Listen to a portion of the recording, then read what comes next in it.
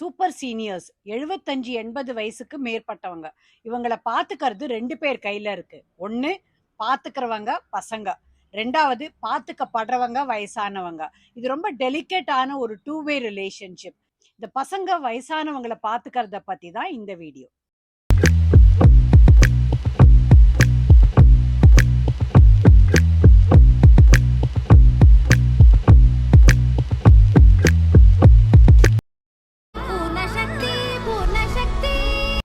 இந்த super seniors யாருன்னு பார்த்தோம்னா, முதுமைனால கிராஜுவலா குறையக்கூடிய நடமாட்டம், ஞாபக சக்தி இதெல்லாம். அதனால மத்தவங்கள சார்ந்திருக்கிற தன்மை, உடம்புல வரக்கூடிய நோய்கள், அந்த வயசுக்கே உரிய ஒரு கவலை, இதெல்லாம் ஒரு பக்கம் இருக்கு. இதே மாதிரி இவங்கள பாத்துக்கிற பசங்களுக்கும் பலவிதமான கவலைகள் இருக்கு. இந்த பசங்களும் 2 வகைங்க. ஒருத்தர் கூடவே இருந்து பாத்துக்கிறவங்க, 2வது எங்கேயோ இருந்துகிட்டு ரிமோட்ல இருந்து சமாளிக்கிறவங்க.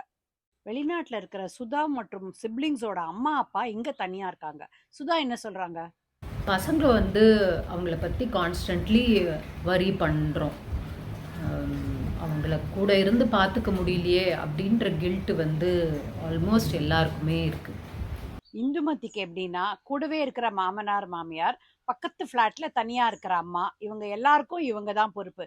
இவங்க நினைக்கிறது எப்படி இருக்குன்னா, ஜாயின்ட் ஃபேமிலியில் எப்படின்னாக்கா வந்து பெரியவாளை பார்த்துக்கிறதுங்கிறது எல்லாருடைய பொறுப்பும். அதாவது பிள்ளைகள், மாட்டுப்பொண்கள், பேர குழந்தைகள் எல்லாரும் சேர்ந்து பார்த்துட்டாதான், எல்லாரும் ஒத்துழைச்சாதான் நம்மளால பார்த்துக்க முடியும் பெரியவாளை. அது வந்து ஒரு 2 பக்கமும் அவளுக்கு இதுவும் இருக்கணும். பெரியவாளும் கொஞ்சம் ஒத்துழைக்கணும் சின்னவாளோட, சின்னவாளும் பெரியவாளுக்கு அவளுக்கு ஏற்ற மாதிரி நம்ம பார்த்துக்கணும். வேற இடத்துல இருந்தாலும் கூடவே இருந்தாலும் இவங்க நினைக்கக்கூடிய சில விஷயங்கள் என்ன தெரியுமா? பெரியவங்க வந்து ரியலைஸ் பண்ணுறதில்ல, அவங்க தடுக்கியோ வழுக்கியோ விழுந்துடலாம் அப்படின்றத. அவங்கள சுற்றி மற்றவங்கள பற்றி கேள்விப்படுறாங்க, பட் இருந்தாலும் மேபி தனக்கு நடக்காதுன்னு நினைக்கிறாங்களோ தெரியல. எல்லா இடத்துக்கும் தனியாக, அதுவும் ஆட்டோ இல்லாமல் நடந்தே போகிறது, இந்த மாதிரி விஷயங்களை தவிர்க்கணும்னு நினைக்கிறேன். அவளுக்கு பெரியவாளுக்கு என்ன தோன்றதுனாக்கா, ஒரு துளி இருமல் வந்தாலோ, துளி அசௌகரியப்பட்டாலோ, துளி ஜுரம் மாறி வந்தாலோ, அவளுக்கு வந்து அதை உடனே இம்மிடியட்டா வந்து டாக்டர்கிட்ட கூட்டின்னு போனோம், இல்லைன்னா அவள் வந்து பார்க்கணும், அப்பதான் சரியாகும்னு நினைப்பு இருக்கு. நம்ம வந்து இனிஷியலா அதாவது மருந்து கொடுத்தோம் அப்படின்னு சொன்னோம், மாத்திரைகள் கொடுத்தோம் அப்படின்னு சொன்னோம்னா அவளுக்கு அதை அக்செப்ட் பண்ணிக்க முடியறதில்ல. டாக்டர் வந்து பார்த்து ஓகே இது ஒன்றும் இல்லை, இதுக்கு மருந்து இருக்கு, இதை கொடுங்கோ, இதை சாப்பிடுங்கோன்னு சொன்னாதான் அவளுக்கு திருப்தி ஆறுது. அவளுக்கு வந்து ஒரு வயசானதுக்கு அப்புறமா வந்து ஒரு கவலை வந்துடுறது, நம்மளை வந்து யாரும் கவனிக்கலையோ என்னவோ அப்படின்னு சொல்லிட்டு. அவங்க வந்து தன்னோட லைஃப் ஸ்டைலை கொஞ்சம் மாற்றிக்கணும். எங்கள் குடும்ப பழக்க வழக்கம் அப்படின்னு சொல்லிட்டு 10-15 வருஷத்துக்கு முன்னாடி பண்ணிட்டு இருந்த மாதிரியே இப்போவும் இருக்கக்கூடாது. அதெல்லாம் கொஞ்சம் குறைச்சிக்கணும், விடணும். அவள் வந்து நம்ம பார்த்துக்கிறவா வந்து நம்மளை நல்லா தான் பார்த்துக்கிறா, நமக்கு வேணுங்கிறத அவள் பார்த்து செய்யறா, என்ன தேவைகளோ அதை ஏற்பாடு பண்ணி கொடுக்கறா அப்படிங்கிறத மனசில் நினச்சுட்டாங்கனாக்க நமக்கு வந்து சுலபமாக போயிடும். அது வந்து புரிஞ்சுக்கிற மாதிரி இருந்தால் பரவாயில்ல. ஒரு ஸ்டேஜில் என்ன ஆகிடுறதுனாக்கா அதெல்லாம் மைண்டில் அவளுக்கு போய் சேர மாட்டேங்கிறது. அவளுக்கு நம்ம கவனிக்கலை, யாருமே நம்மளை கவனிக்கலை, விட்டுட்டு போயிட்டா அப்படிங்கிற மாதிரி நினச்சிட்டு விடுறா. வெளியூர்ல இருக்கிற பசங்களுக்கு எப்படின்னா, அவங்கள கண்காணிக்கிறதுக்கு அவங்கள பல பேரை நம்ப வேண்டியதா இருக்கு. கூடவே இருக்கிறவங்களுக்கு என்ன பிரச்சனைனா, வயசானவங்கள முடியலன்னு வீட்டுல விட்டுட்டு மத்த பேரெல்லாம் சேர்ந்து எங்கேயாவது குடும்பத்தோட பிரயாணம் பண்ணணும் அப்படின்னா அதுக்கு நிறைய ஏற்பாடுகள் பண்ணணும். அது அவ்வளோ ஈஸி கிடையாது. சில பேருக்கு வந்து அவ ரொம்ப கான்ஃபிடென்ட்டா இருப்பா, ரொம்ப இண்டிபெண்டா இருப்பா. அவ வந்து என்னை எதுவும் கவனிக்க வேண்டாம், நான் பாத்துக்கிறேன், ரொம்ப ஓவரா பண்ணாத அப்படின்னு சொல்லுவா. பட் சில பேருக்கு வந்து அவளையே எப்பவுமே கவனிச்சுட்டே இருக்கணும் அப்படிங்கறது தோணும். அது இண்டிவிஜுவலா தான் நம்ம வந்து பார்க்க முடியும்.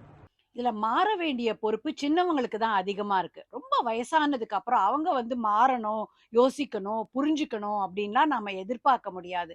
முடிஞ்ச வரைக்கும் அவங்களுக்கு எனேபிள் பண்ணி கொடுக்கலாம். இப்போ இதுல நாம ஒரு 3 விஷயங்களை ஞாபகப்படுத்திக்கலாமா? 1, இதுல யாருமே தப்பு கிடையாது. ஒருத்தர் கோணத்துல இருந்து பார்க்கும்போது இன்னொருத்தர் தவறா இருக்கலாம். அவங்க கோணத்துல இருந்து பார்க்கும்போது நான் தவறா இருக்கலாம். இதுல யாரு என்னன்னு எப்ப பார்த்தாலும் புலம்பி இத பத்தி வருத்தப்படுறத விட சொல்யூஷனை நோக்கி முடிஞ்ச வரைக்கும் போறது நல்லா இருக்கும்.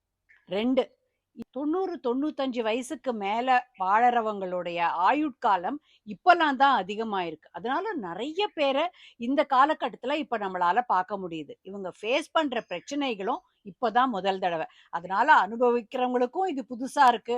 அவங்கள பார்த்துக்கிறவங்களுக்கும் இதுக்கு புதுசா இருக்கு. ஏன்னா இதுக்கு முன்னாடிலாம் ஜாயிண்ட் ஃபேமிலி சிஸ்டம் இருந்தது. அப்படி இருக்கும்போது வயசானவங்க செய்யக்கூடிய ஒரு விஷயம், சின்னவங்க இப்படிதான் அப்படின்னு அவங்க மேல கோவப்படாம, அவங்கள ஜட்ஜ் பண்ணாம, முடிஞ்ச வரைக்கும் அவங்கள புரிஞ்சுக்க ட்ரை பண்றதோ, அவங்களோட கோஆப்பரேட் பண்ணறதோ நல்லா செய்ய முடியும். அவங்க கருத்த கேட்டு அது பிரகாரமும் செய்யறது நல்ல விஷயமா இருக்கும். 3 பசங்க கூடவே இருந்தாலும் சரி, வெளியில இருந்து சமாளிக்கிறாங்கனாலும் சரி, அவங்களுக்கான ஓட்டமே இந்த காலத்துல நெறைய இருக்கு.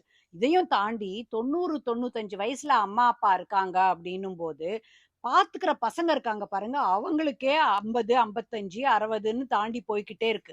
அப்படி இருக்கும்போது, அவங்களுக்கே உண்டான அந்த வயசாறதுக்கான கவலையும் அவங்களுக்கு வர ஆரம்பிச்சுடுது. அப்போ வயசானவங்கள பார்த்துக்கும்போது, நான் அவங்க மேல அன்பு செலுத்தக்கூடிய கடைசி கட்டம் இதுதான்.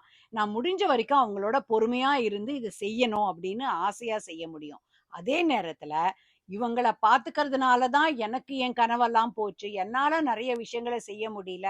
என் ஆசையே என்னால் நிறைவேத்திக்க முடியல அப்படின்னு அவங்க மேல ப்ளேம் பண்ணியும், நாமளே கவலைப்பட்டோ அத நிறுத்தாம, இது சைக்கிள் கேப்ல அப்படியே அதுக்கு நடுவுல நாம சந்தோஷமா இருக்கிறதுக்கோ, நம்ம என்ன செய்யணுமோ அத செய்யறதுக்கோ வழி பண்ணிக்கணும். அதனால பசங்க தங்களுடைய மகிழ்ச்சிய தொலைச்சிட்டு ஆதங்கப்படாம, அவங்களுக்கு என்ன வேணுமோ அத செஞ்சுக்க வேண்டியது அவங்க பொறுப்பு தான்.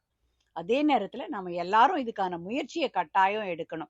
ஏன்னா ஒரே ஒரு கண்டிஷன் தான். சூப்பரா வாழணும். இப்ப உங்களுக்கான ஒரு ரொம்ப அழகான டாஸ்க். உங்களுக்கு 55 வயசுக்கு மேலன்னா, நீங்க, உங்களுடைய பசங்க, அவங்களுடைய குழந்தைகள், அதே மாதிரி உங்களுடைய பெற்றோர், இந்த மாதிரி எவ்வளவு பேர் உங்க குடும்பத்துல இருக்கீங்களோ, நீங்க எல்லாருமா சேர்ந்து ஒரு ஹாப்பி ஃபேமிலி ஃபோட்டோ அனுப்பணும். அடிச்சுப்போம், புடிச்சுப்போம் அதெல்லாம் வேற. பட் அதுக்குள்ள தானே சந்தோஷமும் அடங்கி இருக்கு. அந்த மாதிரி ஒரு ஹாப்பி ஃபேமிலி ஃபோட்டோவ நீங்க எங்க சேனலுக்கு அனுப்பி வைங்க. யாரு ரொம்ப பெரியவங்களோ அவங்களுடைய பேர போட்டு அந்த ஃபோட்டோவ நீங்க அனுப்புங்க. இது வந்து சமீபத்திய ஃபோட்டோவா இருக்கணும். எல்லாருடைய ஃபோட்டோவையும் சேனல்ல போடுறோம். பூர்ணசக்தி குடும்பத்தை இன்னும் விரிவுபடுத்துறோம்.